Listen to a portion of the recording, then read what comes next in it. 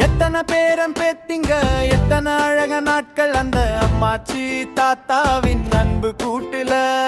leave விட்டோன light வேகத்துல பரப்போம், தாத்தா பாட்டி வீட்டுக்கு போனா